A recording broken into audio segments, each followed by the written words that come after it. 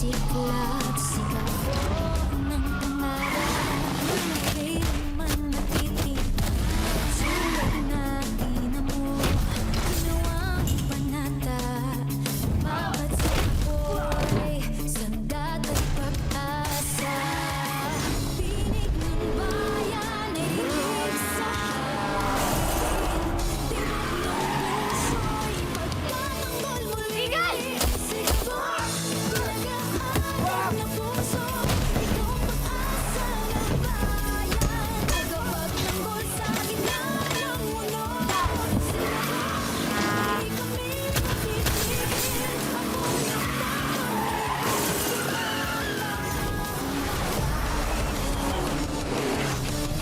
Pilipinas, sabay-sabay sumigaw.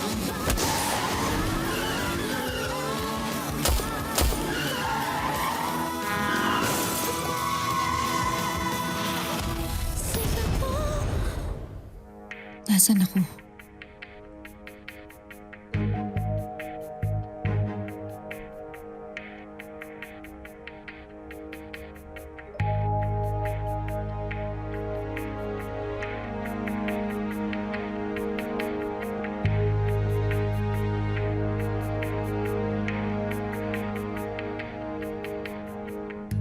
Kaninong bahay to? May mga armas. Malamang hindi mabuting tao nakatira dito.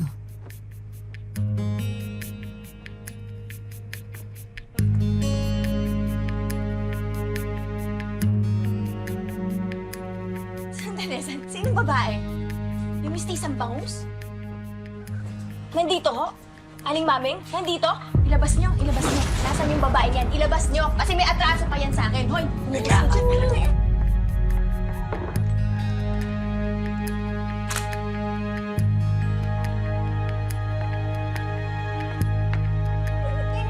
yung babae? Kasi may atraso pa yun sa akin. Ilabas niyo, ilabas niyo. Ay! Baka marinig ka. May tama ng bala yung babae. At delikado ngayon ang sitwasyon niya. Kilala ko yun Yun yung lokong lalaki ng basto sa akin. Ang ibig sabihin, sa bahay nila ako nahulog? Sa dinami-dami ba naman ang bahay ng babagsakan ko?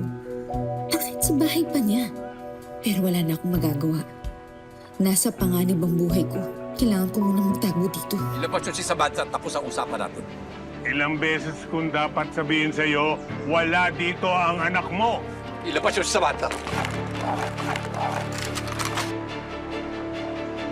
Hindi ba kakasubukan tayo?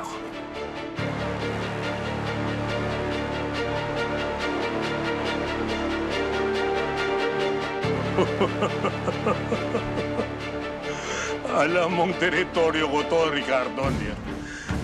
Baka gusto mong hindi ka na makalabas ng buhay dito. Men!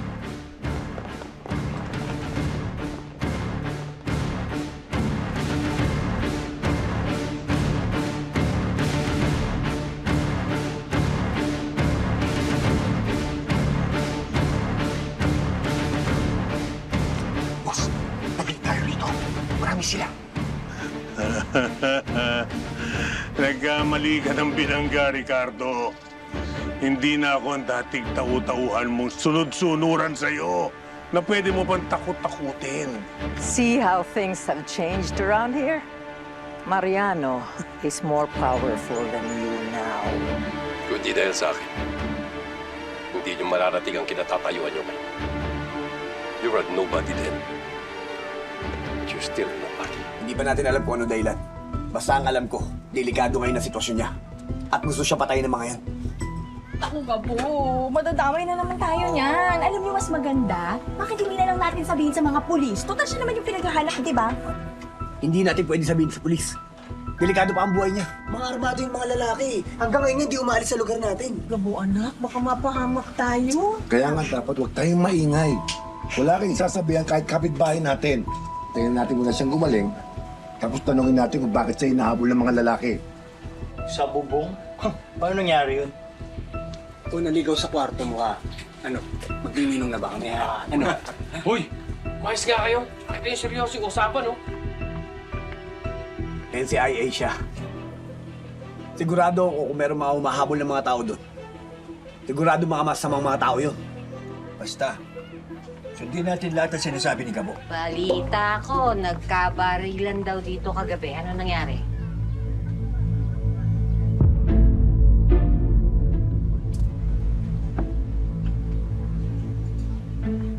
Eh, kinalaman ka sa gulo kagabi, no, Gabo? Ayan, si Aling Betchay! Kakadating mo lang naninisi ka na agad. Walang kinalaman si Gabo dun sa nangyari kagabi. Judgmental talaga to. Naniniguro lang. Kaka-promote ko lang bilang manager. Wow. Ayoko madamay. Manager! Manager! O yan. Nice one. Para sa inyo, galing kay Pakito dahil sa akin, mamamantikaan ng mga nguso nyo. Papahinga na ako, ha? Diyos ko, pagod na pagod ako kagabi. Pero ang sarap ng pakiramdam. Yung kaya mo palang abutin ang gusto mo. Yung nakikita mo na may patutunguhan yung pinaghirapan mo. Basta tama lang ang ginagawa. Hindi yung puro salita. We started the search within the 2-kilometer radius from Calle Soriano kung saan natin huling nakita yung sasakyan ni Sam. Malaki yung possibility na kung tumakbo si Sam mula sa Calle Soriano, nakapunta siya dito sa mga community sa paligid nito. So sir, by the way, may natanggap na ba kayo ng mga tawag like random demands, anonymous calls, or cryptic messages? Wala. Then, as of now, sir, wala tayong indication na kidnap for ransom ito. Pero meron ako theory. I don't need your damn theory. I need results. It's a confirmed ambush. Bakit wala pang na-aresto o na-interrogate? Kasi sir, wala pa tayong sufficient evidence kung sino talaga nag-order ng attack na to. Alam naman natin na ang Zafra family ang nasa likod nito. Sila talagang suspect natin, pero hindi enough yung suspicion para mang-aresto kami. So why isn't anybody interrogating Victor Zafra? Nakausap ko na siya. Sir, He denied everything. Of course he will. Sino bang kriminal ang aamin sa kasalanan? Ganda naman ito! Ang taas-taas! Sabi ko sa'yo, bawasan yung malulugi tayo. Linting ka bago-bago naman kayo eh. Kanina pa ako nagtawagan. Trabaho dito? Ako naman, trabaho dito. Ang bagal-bagal mo dyan magsali. Ang bagal-bagal mo maghugas. Ang bagal mo magsabi. Ano nangyari sa inyo tatlo? Aga-aga, ang init ng ulo mo. Marami kasing balasubas dito sa paligid, ha? Kung hindi sinungaling, manloloko. At higit sa lahat, hudas! Oo, katulad nung hudas. Sandali. Saan yun dyan? Biyang. Baka ito, lumanig ang ulo mo. Ano yan? Ito ang kinita ng Virgin nung unang gabi ni Betchay bilang manager. Ginawa mong manager, ha? Na hindi mo na nagkukonsulta sa akin? Alam ko namang hindi ka papayag dahil mainit ang dugo mo sa kanya. Oo, yun na nga eh. Alam mo na ayoko dun sa Betchay na yun, pero pinromote mo pa din, ha? Alam mo, yung Betchay na sinasabi mong yan, maraming nadadalang customer. Lumalaki ang kita natin. Tay, baka natatakot lang to si Biang na lumalapit na yung pamilya ni Gabo sa atin. Baka hindi natin namamalayan na baka yung Betchay na yan, tinitiktikan na si Gabo at si Rudy kung ano yung mga ginagawa natin at mga plano natin dito. Diago, alam ko, hindi niya gagawin yun. Kilala ko ang hilat siya ng babae yun. Kakampi siya kung saan siya magkakakwarta. Gusto ko kausapin si Victor Zafra. Alam naman natin pareho na ang pamilya niyang nasa likod sa lahat na nangyari kay Sam. I'm sorry, Ricardo. Di kita papayagan na makausap mo si Victor. Una, detainee siya. Pangalawa, may abogado siya. And you are not part of the investigating team. Kaya wala kang legal basis kausapin siya. Nawawala ang anak ko, Fernando. Have you forgotten I'm also a decorated officer? Kailangan natin sumunod sa protocol. Kung kakausapin mo siya outside the procedure, ito ang gagamiting dahilan ng abogado niya para questionin ang lahat ng ginagawa ng ahensya. So ano gusto mo gawin ko? Wait! I want you to let us do our job. That's easy for you to say. Dahil hindi mo anak ko nawawala. yung theory ko about Sam, To hell with your theory. Kasalanan niyo to eh. Hindi niyo naprotektahan ang anak ko. Mas pinili niya mag-NCIA kaysa mag-Inleya. Tapos ito ang mangyayari sa kanya? Walang kwenta! Walang kwenta itong ahensya niyo! Ricardo, Huwag mo namang isipin na pinabayaan namin si Sam. Prioridad ng NCIA ang paghahanap sa kanya. At kung nasa likod nito ang mga Zafra, hahanap kami ng ebidensya para patunayan ito. I'm sorry, Fernando. Wala akong tiwala sa NCIA. And if I were you, ilipat niyo si Victor Zafra sa maximum security para hindi siya maitakas ng pamilya niya. Si Victor is the only link sa mga Zafra. He stays here habang ongoing ang investigation. Delgado, hindi mo alam ang plano ng pamilyang Zafra. And neither do I. Kaya lang pasabukin itong buong NCIA. Maitakas ang si Victor. So I'm telling you now, I strongly recommend ilipat siya sa maximum security. Nang mabantayan na maayos. Ricardo, alam ko kung bakit mo ginagawa ito. Gusto mo lang maghiganti sa mga Zafra. Hindi, Fernando. Ginagawa ko ito bilang ama. Something I haven't been to Samantha for a long time. Hinay lang. Miss. Baba mo yung baril mo. Baka pumunta ka yan. Ipapaliwanag namin sa'yo. Please, ipapaliwanag nga sa'yo. Mahinahon. Bibitawan natin ng baril para may kwento niya sa'yo. Kailangan makaisip ako agad ng paraan para hindi ako makalis sa bahay na to. Dahil sa oras ngayon, dito lang talaga ako ligtas. Kailangan magpanggap na muna ako para hindi nila ako paalisin dito. Sino ko? Parang napagkukyataon mo niya nung nahulog siya. Usapan natin mamaya, pabaho mo na yung pagod mo. Wala siya sa sarili niyang katinoan. Ano ginawa niyo sa akin? Bakit ako nandito? Kinakailangan magpanggap ako para hindi siya umalis dito. Kung hindi, malalagay sa panganib ang buhay niya. Ikaw sino ka ba? Mahal!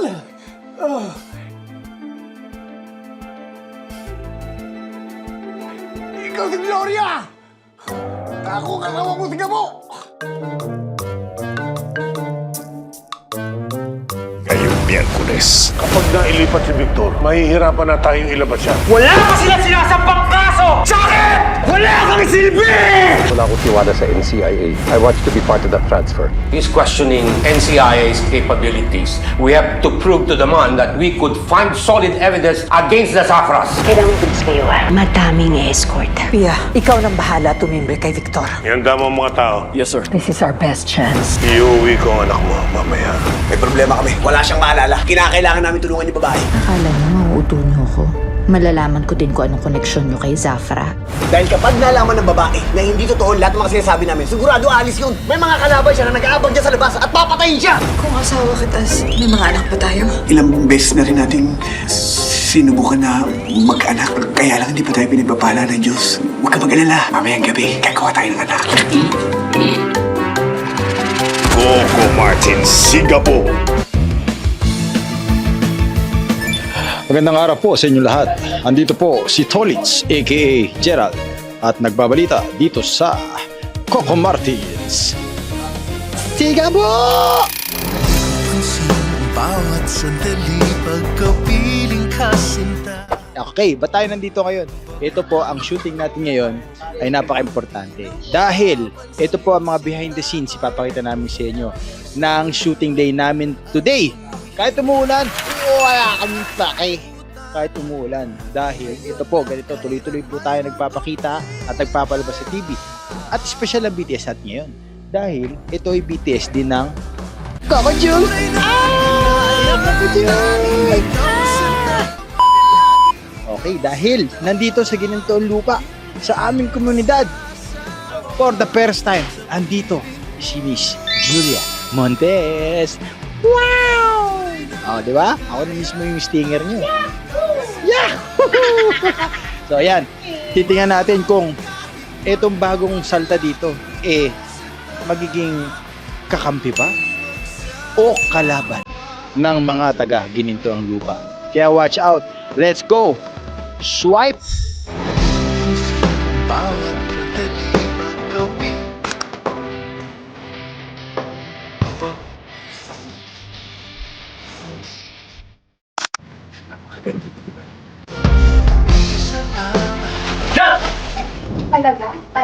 talaga. Sa dami ng bahay dito, sabihin ko ang lupa, dito sa bahay ni Gabi nahulog.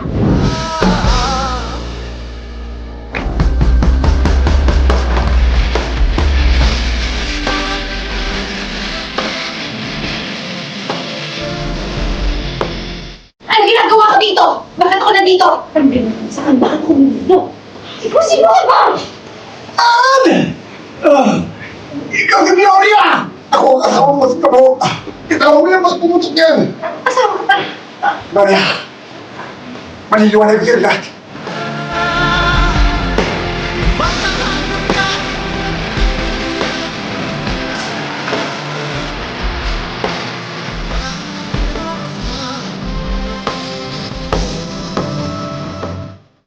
Jump. Jump ko balik. Huwag mo namigay na. Sa ibang araw, ikukwento ko lahat kung paano ko kami nakakilala.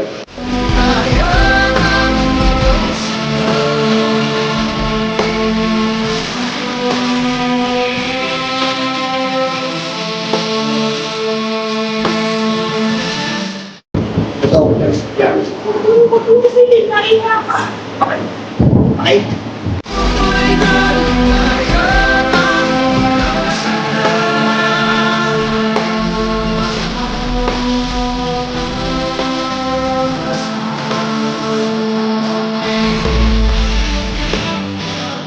At yan po, ito po si Gerald Dapoles na nag-uulat mula dito sa taping ng Sigabo.